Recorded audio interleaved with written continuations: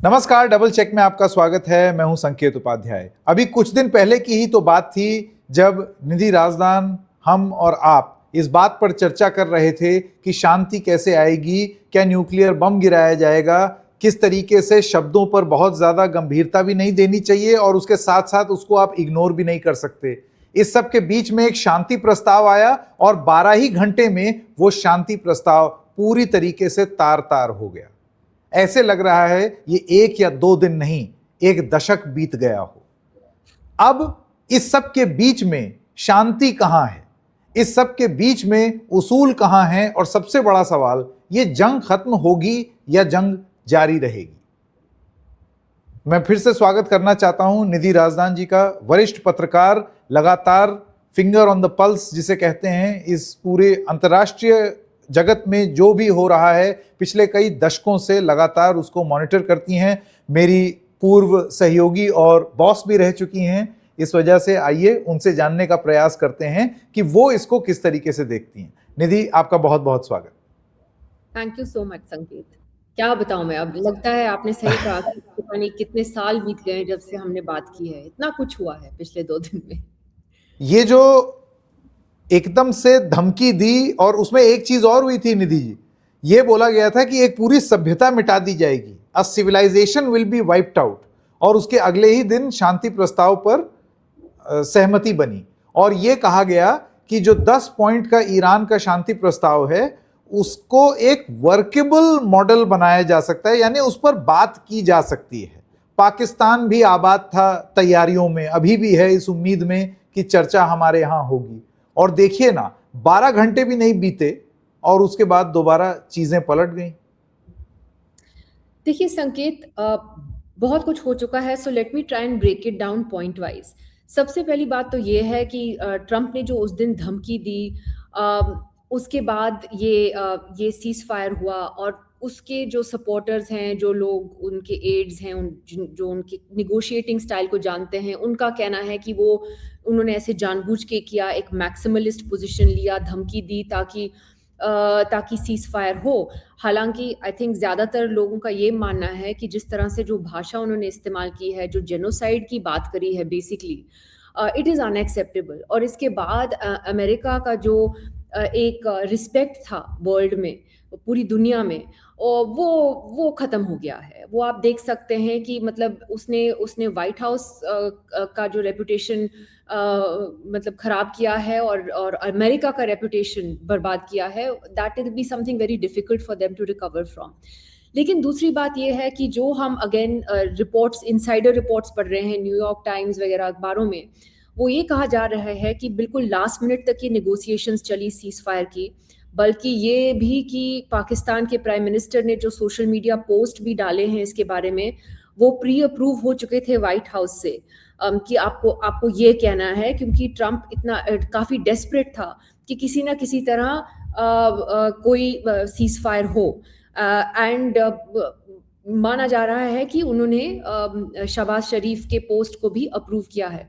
तीसरी इंपॉर्टेंट बात यह है कि आपने खुद कहा कि ट्रंप ने ईरान के 10 पॉइंट के प्लान की बात करी, लेकिन उन 10 पॉइंट्स जो पब्लिक हुए थे मीडिया में, उसमें यह भी था कि इजराइल लेबनान के खिलाफ भी जो बमबारी हो रही थी वो बंद हो जाएगी। इजराइल वहां पे बमबारी कर रहा है, लेकिन ऐसा हुआ नहीं, जिसकी वजह से सीज फायर जो था कल रात तक, it was very very dicey कि ये आगे क्या होगा। आज व्हाइट हाउस कहता है कि नहीं, लेबनान था ही नहीं डील में। लेकिन अगर आप पाकिस्तान के प्राइम मिनिस्टर का स्टेटमेंट देखें, ईरान का जो पीस प्लान था उसमें देखिए, Lebanon was very much there. वो अब बैक ट्रैक कर रहा है USA, probably under Israeli pressure. तो ये एक बहुत बड़ा इशू है, क्योंकि कई मतलब they are saying hundreds of people have died in this Israeli bombing of Lebanon yesterday. उसमें से काफ़ी सारे सिविलियंस हैं, not just a militant group that they were targeting, जिसका नाम है हिजबुल्लाह। तो इजराइल किस हद तक इस सीज फायर को रिस्पेक्ट करेगा, ये एक बहुत बड़ा एक्स फैक्टर है संकेत। क्योंकि ये वॉर, ये जंग जो सारी शुरू हुई है, इजराइल की वजह से शुरू हुई है, नेतन्याहू की वजह से शुरू हुई है। और अगर आप कहते हैं कि नेतन्याहू हार्ड लाइनर है, उनकी ऑपोजिशन में जो नेता हैं वहाँ पे वो और भी हार्ड लाइनर हैं। तो अपने पॉलिटिकल सर्वाइवल के लिए वो कुछ भी कर सकते हैं। तो क्या इजराइल इस सीज फायर को रिस्पेक्ट करेगा, वो बहुत बड़ी बात है। लेकिन अभी मैं पढ़ रही थी कि इस सब के बावजूद ये जेडी वैंस जो हैं, वाइस प्रेसिडेंट हैं यूएसए के, वो इस्लामाबाद जा रहे हैं इस वीकेंड। आई थिंक कल परसों होंगे वहाँ पे। उनके साथ जैरेड कुशनर जो डोनाल्ड ट्रंप के सन इन लॉ हैं, और स्टीव विटकॉफ जो उनके स्पेशल ऑनवॉय हैं, वो भी जाएंगे। वो ईरानियन लीडरशिप से मिलेंगे। एंड थोड़ी सी कॉशियस ऑप्टिमिज्म सिर्फ इसीलिए है कि दोनों तरफ से limit has been pushed. America को पता है कि ये इकोनॉमिक कॉस्ट बहुत बड़ा है, और ईरान को भी काफ़ी नुकसान हुआ है। सो मे बी ये जो इस्लामाबाद में बातचीत होगी इस वीकेंड पे, it will be the most crucial कि आगे आगे इसको कैसे बढ़ाएंगे। निधि, मैं एक स्टेटमेंट देख रहा था, ईरान के जो स्पीकर महोदय हैं पार्लियामेंट के, उनका ये कहना था कि आपने 10 में से 3 पॉइंट तो हमारे जो शांति प्रस्ताव के, वो तो आपने 12 घंटे में ही तोड़ दिए। यूरेनियम एनरिचमेंट वाला पॉइंट, उसके बाद लेबनान पर हमले वाला पॉइंट, और उसके ऊपर हमारे ऊपर उनका ये कहना है कि ईरान के ऊपर भी ड्रोन से हमला हुआ है। ये सारी चीज़ें आप कर रहे हैं। ऐसे में जो शब्द इस्तेमाल किया गया कि अब अनरीजनेबल है नेगोशिएशन करना, तो क्या अब ये माना जाए कि ईरान इस नेगोशिएशन का हिस्सा नहीं होगा, या फिर मजबूरी है जो इस वीकेंड ईरान को और अमेरिका को कम से कम बातचीत के लिए तो साथ ले ही आएगी? संकेत, मुझे लगता है कि अभी तो फिलहाल लगता है बातचीत जारी है। अब आज और कल में क्या होता है आपको पता ही है। हम उस दिन बात कर रहे थे और चंद घंटों में पूरी पिक्चर बदल गई। और कल मैं अपना शो कर रही थी, 2 घंटे के बाद कुछ और हो गया। तो अभी तक तो ऐसा लग रहा है कि बातचीत तो ये लोग करेंगे। और इसमें ये भी है, इम्पोर्टेंट है कि जो 10 पॉइंट्स ईरान जो बात कर रहा है, अब ट्रंप कह रहा है कि इन्होंने जो हमारे साथ 10 पॉइंट्स शेयर किए हैं, that is different from what has been shared in the media. बल्कि न्यूयॉर्क टाइम्स की जो अभी लेटेस्ट रिपोर्ट है, व्हाइट हाउस की जो प्रेस सेक्रेटरी हैं, उन्होंने कहा है कि ईरान ने कुछ नए पॉइंट्स दिए हैं उनको 10, जिस पे बातचीत होगी, which she sounded more positive about. अब वो उसके डिटेल्स क्या हैं दैट इज नॉट क्लियर, लेकिन ये जरूर होगा उसमें यूरेनियम इनरिचमेंट के बारे में, लेबनान के बारे में। ये कुछ चीज़ें हैं जो नॉन निगोशिएबल हैं ईरान के लिए। और ये भी हो सकता है कि जो सबसे डिफिकल्ट पॉइंट्स हैं जिन पे बात करनी हो, जैसे ईरान के न्यूक्लियर एनरिचमेंट वगैरह, वो अभी उसको they may not touch that straight away. हो सकता है जो things that are more doable, may be they start with that, जैसे स्ट्रेट ऑफ हॉर्मुज को कैसे खोलना है, क्या करना है। तो और बहुत कन्फ्लिक्टिंग रिपोर्ट्स आ रही हैं अभी। एक सीनियर ईरानियन ऑफिशियल का इंटरव्यू देखा मैंने किसी ब्रिटिश न्यूज़ चैनल पे। वो कह रहे हैं कि स्ट्रेट ऑफ हॉर्मुज हमने बंद नहीं किया है कल, लेकिन क्योंकि वहाँ काफ़ी माइंस लगे हुए हैं, हम शिप्स को कह रहे हैं कि आप हमारे साथ कोऑर्डिनेट करके ही जाना, नहीं तो आपको ही नुकसान होगा। लेकिन दूसरी तरफ कल ईरान का स्टेटमेंट था कि हम स्ट्रेट ऑफ हॉर्मुज को बंद करेंगे क्योंकि इजराइल ने लेबनान पे हमला किया। Now who to believe? तो बहुत सारे अलग अलग रिपोर्ट्स आ रहे हैं, लेकिन फिलहाल इस्लामाबाद में जो ये टॉक्स होने जा रहे हैं, फिलहाल तो अभी जारी हैं। कल देखते हैं क्या होता है। बिल्कुल, one day at a time, मैं तो कहूँगा कुछ घंटे एट अ टाइम, क्योंकि हाँ, ये तो घंटों में चीज़ें बदलती हैं। लेकिन निधि, अब मैं आपसे ये जानना चाहता हूँ, अगर if peace were to be given a chance, और जाहिर सी बात है दोनों ही तरफ ये ख्वाहिश है कि इसको जल्दी से एक शांति समझौता हो, आपको क्या लगता है कहाँ तक ये मुमकिन है कि लगातार शांति तलाश रहे अमेरिका और ईरान के बीच में, इजराइल हमेशा और हमेशा स्पॉइलर का काम करेगा? अब आप ये सीज फायर ही देख लीजिए, 12 घंटे तक जो सीज फायर चला वो तब खत्म हुआ जब इजराइल ने बम गिराने शुरू कर दिए लेबनान पर। स्टेटमेंट्स पर आप कन्फ्लिक्टिंग कह लें, गार्बेज बिन कह दें, लेकिन बम पहले इजराइल की तरफ से गिरे। तो ये क्या मुमकिन नहीं है कि इधर नेगोशिएशन चल रही होंगी इस्लामाबाद में और उधर लेबनान में बम गिर रहे होंगे? बिल्कुल, वही मैंने कहा आपको कि इसमें इजराइल का फैक्टर जो है सबसे बड़ा फैक्टर है कि क्या ये सीज फायर को जारी रखने देगा या नहीं। और कई लोगों का ये भी मानना है कि क्योंकि Netanyahu was not in favour of this cease fire, इसीलिए उसने कल जाके लेबनान को बॉम्बिंग करी है ताकि इसको सैबोटाज करे। तो अब the onus is on the US कि आप, वो सबसे बड़ा एलाई है इजराइल का, सो rain them in, stop it.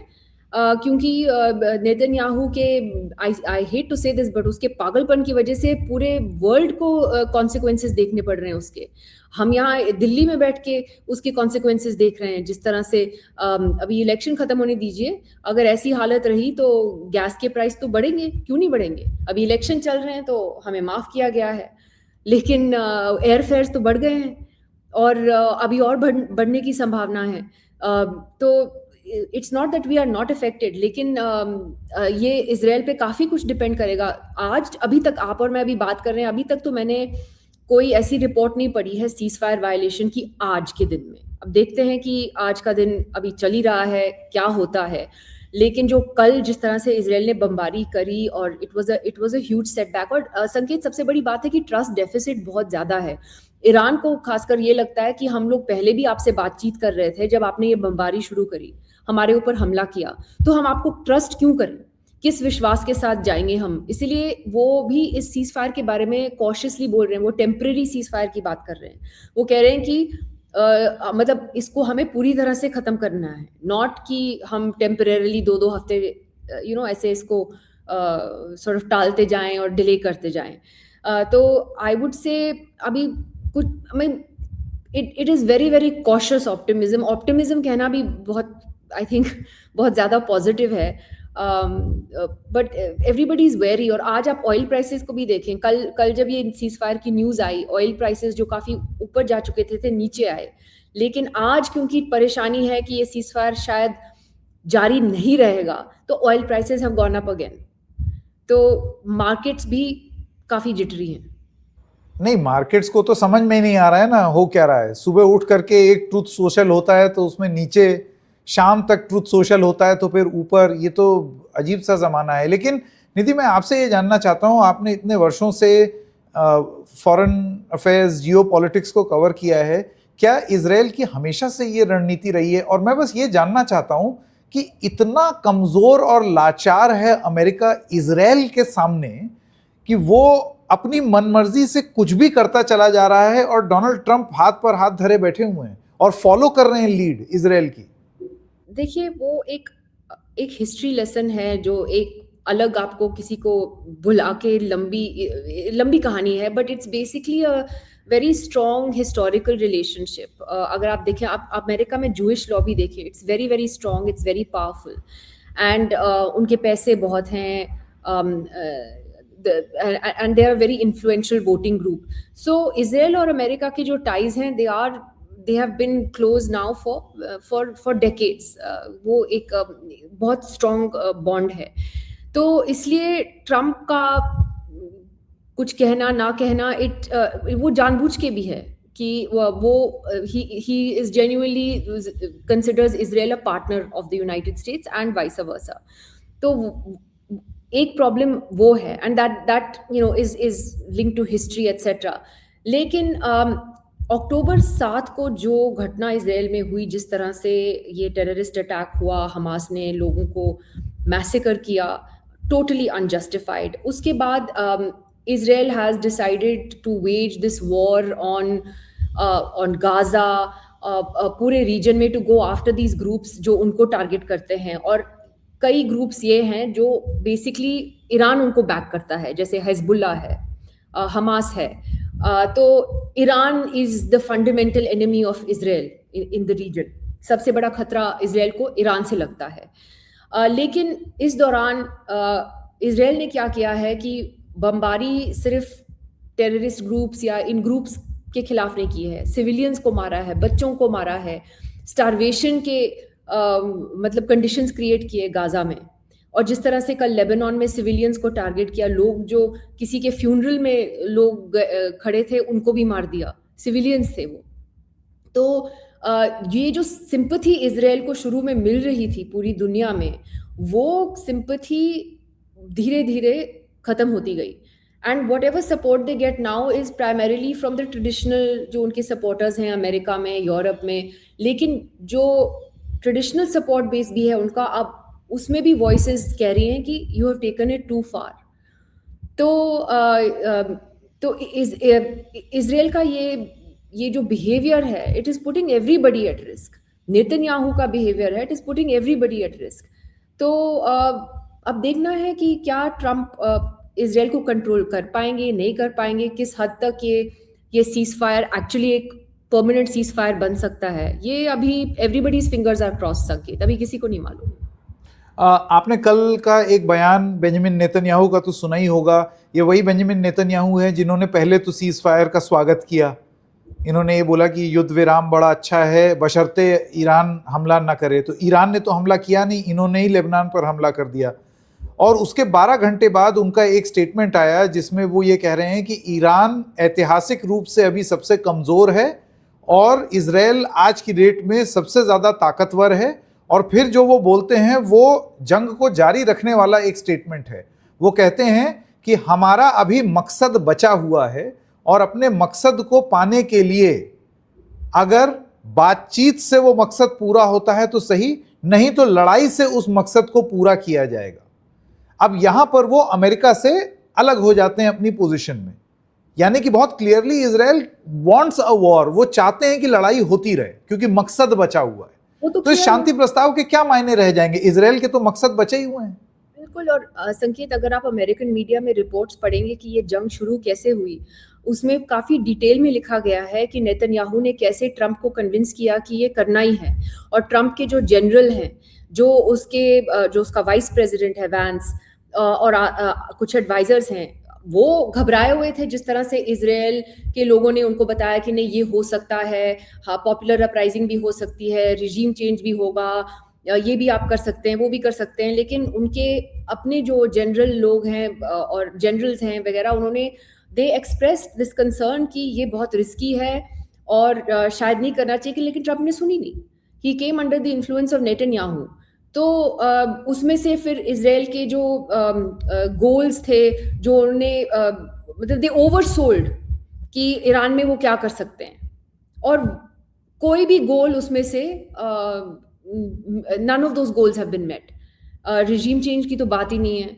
हो सकता है आपने ईरान की मिलिट्री को वीकन किया हो, नेवी, एयरफोर्स वगैरह, लेकिन अभी भी उनके पास इतने ड्रोन्स और मिसाइल्स है कि वो मार रहे हैं, वो मतलब they are still using them, तो इतने वीक तो नहीं हुए। यूरेनियम भी वहीं पे है। स्ट्रेट ऑफ हॉर्मूज तो it is the biggest weapon, bigger than a nuclear weapon for Iran right now, क्योंकि वहीं से तो पूरी वर्ल्ड की इकोनॉमी अभी चोक हो रही है। तो वो उसके ऊपर जो लेवरेज है ईरान का, that is a huge leverage that they have, और उन्हें मालूम है कि ये लेवरेज है। इसीलिए तो ये जो सीज़ फायर हुआ है, मुझे लगता है पाकिस्तान से ज़्यादा इसमें चाइना का हाथ है। जिस तरह से ये लास्ट मिनट पे ये सीज़ फायर हुआ है, क्योंकि इसमें पूरी दुनिया की इकोनॉमी का सवाल है। जाते जाते, क्योंकि जाहिर सी बात है कोई भी डेफिनेटिव आंसर बहुत ही फिक्स हो करके कोई ओपिनियन आज की डेट में देना इतना रिस्की है, क्योंकि चीज़ें बदल जाएंगी शाम तक। लेकिन मैं आपसे जानना चाहता हूं कि बड़े बड़े देशों की पोजीशंस आज की डेट में क्या है, खास तौर से रूस, चीन, अमेरिका तो हम देख ही रहे हैं, वो तो पार्टी है। इजराइल के बारे में हमने बात कर ली।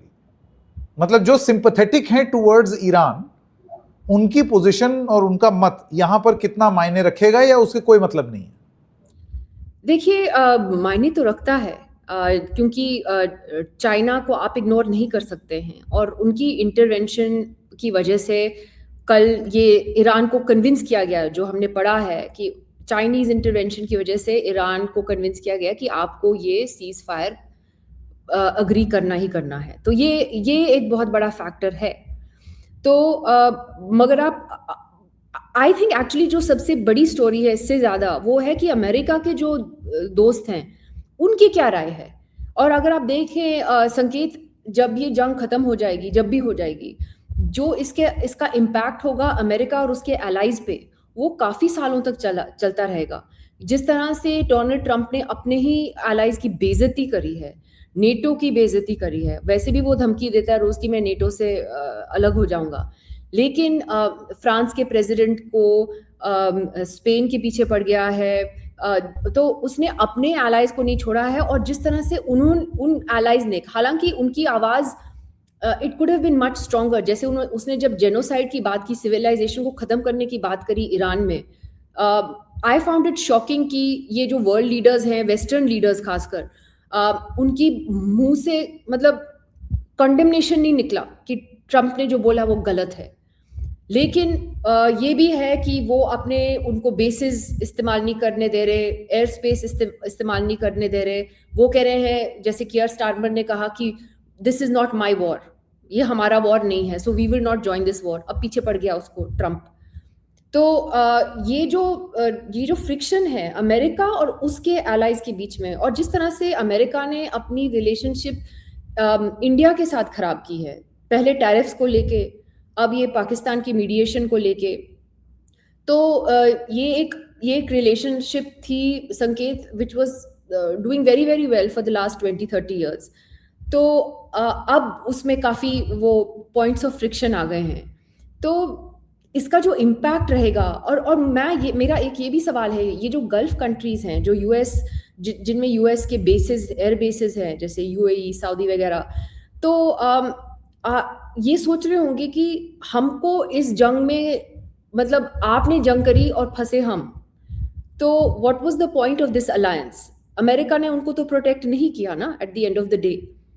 तो हालांकि वो गल्फ कंट्रीज के अंदर भी काफ़ी राइवलरी है, सऊदी, ईरान, यूएई, ईरान, ये वो, लेकिन आई थिंक वो भी एक रीअसेसमेंट होगा वेयर थिंग्स स्टैंड। तो इसका जो इम्पैक्ट होगा जियोपॉलिटिकली, ये काफ़ी सालों तक चलता रहेगा।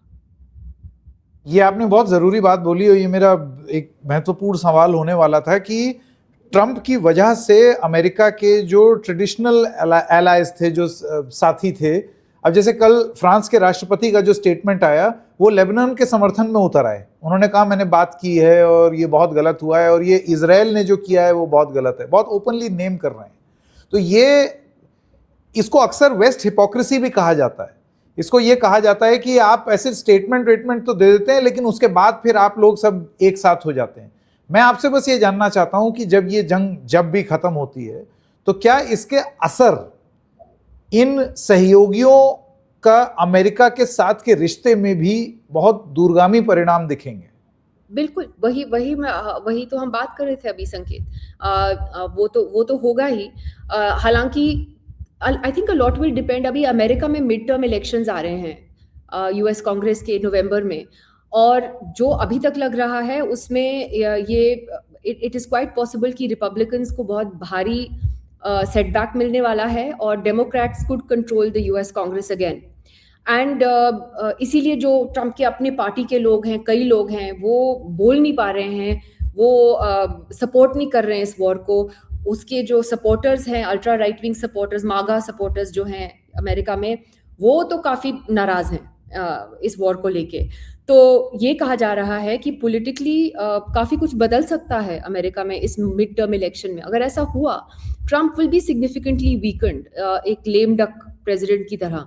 और उसमें मगर फिर भी 2 साल तो बचे उसके, तो वो देखना पड़ेगा कि what kind of impact it has. But ये तो है कि ये जो ट्रेडिशनल अलायंसेस थे अमेरिका के, जिस तरह से पूरी दुनिया अमेरिका को रिस्पेक्ट करती थी, जिस तरह से अमेरिका की एक स्टैंडिंग थी दुनिया में, मुझे तो लगता है वो अब खत्म हो गया है। America is not a reliable allied for anybody, it is not a reliable friend. और जिस तरह उनका राष्ट्रपति वो डोनाल्ड ट्रंप नहीं बोल रहा है, वो प्रेसिडेंट बोल रहा है जब वो एक सिविलाइजेशन को खत्म करने की बात करता है। So we can't normalise this. नहीं, अमेरिका की पावर निधि ये डोनाल्ड ट्रंप के राष्ट्रपति काल के लिए खत्म हो रही है, कम हो रही है, या हमेशा के लिए हो रही है? अब वो देखना पड़ेगा कि अब आगे will America be able to undo this damage that Trump has done. वो एक बहुत बड़ा सवाल है। डैमेज तो उन्होंने किया। ये है अमेरिका का एडवांटेज, ये है कि अभी भी उनकी इकोनॉमी स्ट्रांग है, उनकी मिलिट्री बहुत स्ट्रांग है, तो आप उसको इग्नोर भी नहीं कर सकते। लेकिन मैंने जैसे कहा, उनकी जो एक स्टैंडिंग रही है दुनिया में, वो I don't think it will be the same. उसमें बहुत टाइम लगेगा उसको रिपेयर करने में। चलिए, अब देखते हैं सैटरडे संडे में क्या होता है, और लेट्स होप। हाँ, फिर मंडे को बात करेंगे। फिर मंडे को बात करेंगे, और फिर उम्मीद करेंगे कि इतनी जल्दी चीजें परिवर्तित ना हो। निधि राजदान, बहुत बहुत धन्यवाद डबल चेक से बात करने के लिए। Thank you. थैंक यू संकेत, थैंक यू।